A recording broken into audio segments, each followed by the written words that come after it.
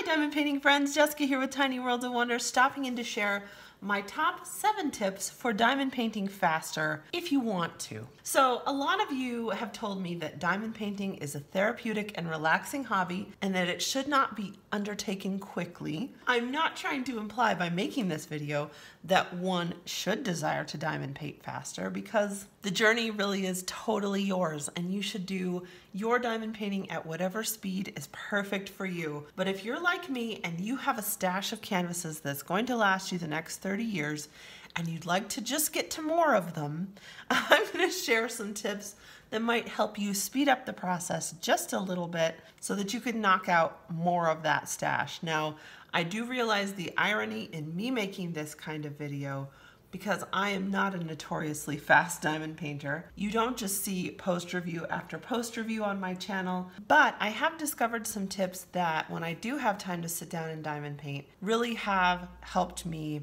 Now, before we get into that, I always get tons of questions about everything people can see on the screen. So today we are working on Zodiac from Distracted by Diamonds, one of Distracted by Diamonds' very first canvases. I have my tray organizer from Ryan's Wood Shop. I'll make sure I link that in the description below. Ryan sent this to me for review and I've really been enjoying using it. I have just some plain old large boats from AliExpress. I have my patty wax, which is looking very used at this point because it is very used. it's tulip scented. My pen is from Butterfly Effect Wares on Etsy. I love the sparkle of this beautiful orange and blue and black. This design is called Koi, like koi fish. I love it. I have my patty wax, super sticky, and a plain old pair of tweezers next to me, a cover minder I made for seriously $3 from stuff at the craft store. I just took a button, cut the back off, glued some neodymium magnets to the back, and of course, we cannot diamond paint without coffee. So, my first tip for diamond painting faster is to multiplace, but not with too large a multiplacer. So I have found that my happy place for multiplacing is either a 3, a 4, or a 6 placer. I find if I get up to a 9 placer, it works just fine. I can get the drills on the canvas, but I spend a lot of time straightening still after 3 years of experience. And larger placers than that, to me, require even more straightening. So if you think about it, if I'm placing 3 drills over and over and over, and I'm never having to adjust those drills, then I'm actually diamond painting faster than if I lay down 9 and have to straighten those, and then another 9 and have to straighten those with my tweezers. So find a multiplacer that is just right for you, where you can multiplace but not constantly have to adjust your placement. Number 2, streamline your work with multiple trays. Now this might look a little scary and confusing to those of you who are kind of new to diamond painting, but the advantage of this system is that I can grab one color in one tray, work everything I see in that color, move to the next tray, move to the next tray, move to the next tray, and I'm minimizing the amount of time that I'm actually spending opening and closing baggies. Now, that seems counterintuitive because I'm opening and closing the same number of baggies. But if you think about like the first Ford factory that opened and how that work was streamlined into an assembly line, doing the same task in a repetitive way is usually faster than doing the task sporadically. So in front of me right now, I have my 4 most common colors in this section. So I'm going to bust those out first, and then I'll move all those back into the baggies and get my next 4 colors out. So this really does minimize time. I don't spend time grabbing one from this tray, one from this tray, one from this tray. I do all this color first, then all this color, etc., etc.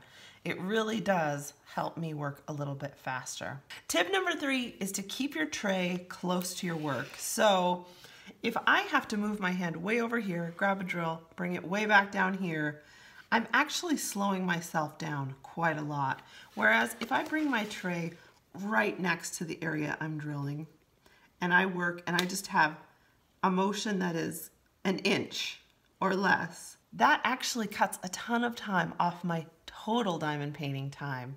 So the closer you can get your tray to your actual work, the better. Even if you have to take some of that spare release paper that we're always saving up in our stash and just make that into kind of a place to set your boat as you work, that can really, really speed up your diamond painting. Tip number 4 is to master your confetti. So I have a particular method of working confetti where I like to work all my darkest drills first and then go to the next lightest drill. This lets me work in kind of concentric areas.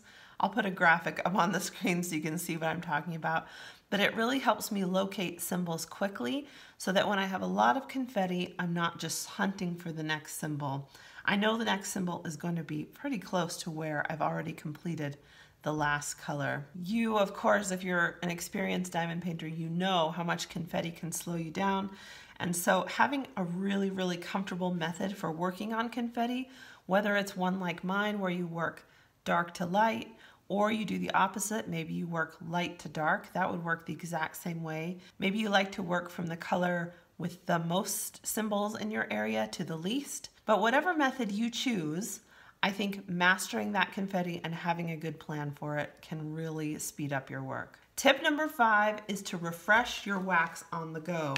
Now, if you are a stiffer wax user, like say you're a patty wax user like I am, you guys know that digging out your wax with your tweezers, making sure it's the right temperature, putting it back in your pen is not a terribly labor-intensive process, but it can slow you down just a little bit. So what I like to do is actually just refresh my wax when it starts to become a little bit less tacky. Sometimes it's just gotten a little packed down in my pen and it doesn't actually need to be switched out yet. So all I do is stick the pointy end of my tweezers carefully down into the tip of my pen, and I just give it a little lift up, and then I put my pen down on the edge of my table and just press it down again. What that's done is bring a little bit of fresh wax to the surface and folded it over the top. Sometimes I don't even press it down again. I just stick my tweezers in there, lift it up, make sure it's not poking out like sky high, and then just go for it. Because like I said, my wax is just a little packed down from repeated use. The same thing works with my multiplacer. So what I do is take my pointy tweezers, stick that tweezer down on one end of my multiplacer, run it all the way down to the other end, and kind of fold that over and press it in. So that way I get a little lift in the wax, and I also get a fresh wax surface to work with. Now, I haven't tried this with pink wax or with other kinds of wax, but I suspect it would also work. So if you try it, let me know. Let me know if that's just a patty wax trick or if that works for the wax you're using as well. Tip number 6 is if you want to do a lot of canvases, choose round drills. Round drills are larger than square drills, and so any canvas with round drills just has fewer drills on it than the same size canvas in a square. So if you really want to bust through some canvases and you're kind of ambivalent about round or square drills, you like both, but you just want to work faster, do a project in a round. Those really can speed you up. The canvas I'm working on here is a 78 by 80 centimeter. So I'll put a little comparison on the screen. If I was doing this canvas in square drills, here's how many drills I would have. Since I'm doing it in round drills, here's how many drills I have. You can see it's a big difference when you calculate drills for a large canvas, and that's because squares are 2.5 millimeters and rounds are 2.8 millimeters, so they're just a little bit larger. Tip number 7 is to minimize your visual distractions if you want. So a lot of us like to watch YouTube videos or watch movies while we're diamond painting. And am I saying you shouldn't do that? Absolutely not. But I can tell a big difference on the days when I am like watching whipping chats on YouTube versus the days that I'm listening to an audiobook, because just that little bit of visual distraction really does make me diamond paint slower. Now, that doesn't mean that I don't do it, of course, because we all should do what makes us happy. But if you're really on a deadline and you have to finish a project, say you have a gift to finish, and you have kind of a date deadline to work toward, think about maybe an audiobook instead of watching one of my YouTube videos. It's a sacrifice for me to tell you that, but You know I'm always going to tell you the truth here on Tiny Worlds of Wonder. So there you have it, you guys. Those are my top tips for diamond painting a little bit faster. Let me know if you've discovered any tips that really work for you. I would love to hear them. Please leave those in the comments below. You guys may have seen over on Instagram that Drills and Chills 2021 is officially a go. I'm so excited. I'm going to be co-hosting with the beautiful and kind and wonderful Katie at Diamonds and Washi. She is one of my very favorite people, and so I'm thrilled that she is willing to co-host this event with me. I will have all the details coming up really soon, so no need to fear that you're missing out on something yet. We're getting that all put together, and we'll have an official announcement with rules for you really soon. I hope you'll plan to join us. If you don't know what I'm talking about, never fear. All the info is coming out really soon, a little closer to the end of July. I hope you have a fantastic week. I hope wherever you are, things are going smoothly. I would love to hear how your week is going. It's always fun seeing you. As always, spread some joy wherever you are, and I'll catch you next time. Bye.